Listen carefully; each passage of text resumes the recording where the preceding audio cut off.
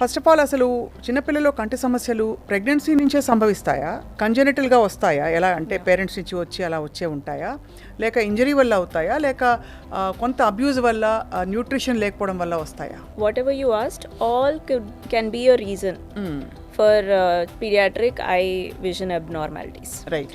So పుట్టుకతోటే కొన్ని problems మనకు స్టార్ట్ అవుతాయి. సో జెనెటిక్ ఫ్యాక్టర్స్, సో అమ్మా నాన్నకి వాళ్ళ ఫ్యామిలీలో కొన్ని కంటి సమస్యలు ఉండొచ్చు, అవి జీన్స్ ద్వారా పిల్లలకి ట్రాన్స్ఫర్ అయ్యే ఛాన్స్ ఉంటుంది. సో వీటిలలో main and most vision threatening is paediatric cataract.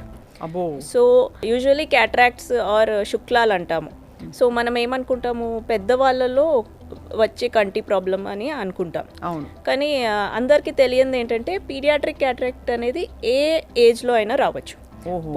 పుట్టిన పిల్లల నుండి పెరిగే వయసులో పిల్లలకి, కొంచెం అడల్ట్హుడ్ రీచ్ అయిన ఏజ్ గ్రూప్ వాళ్ళకి కూడా వస్తుంది, not only old age. Okay.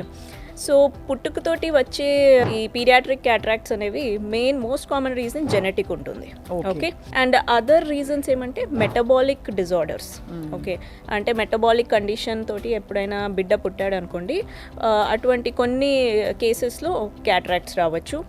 And other most common reason మన ఇండియాలో అయితే ఇన్ఫెక్షన్స్, అంటే మదర్కి ప్రెగ్నెంట్గా ఉన్నప్పుడు ఎటువంటి అయినా ఇన్ఫెక్షన్స్ వస్తే సో బిడ్డకి క్యాటరాక్ట్తోని పుట్టే రిస్క్ చాలా ఎక్కువ ఉంది, ఎస్పెషలీ మన ఇండియాలో. రైట్. అది కాకుండా అదర్ డిజార్డర్స్ పుట్టుకతోటే వచ్చేవి ఏముంటాయంటే, కొంతమంది పిల్లలు మనకి ఇక్కడ కంటికి ముక్కుకి ఒక దారి ఉంటుంది, కన్నీరు డ్రైన్ అయ్యే దారి ఒకటి ఉంటుంది.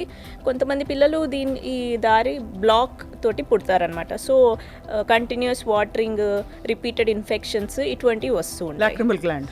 Yes, exactly. Lacrimal duct obstruction అంటాము. Right.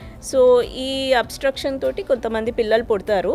So it's not a major thing, but as major as cataract కాదు. It is easily treatable condition.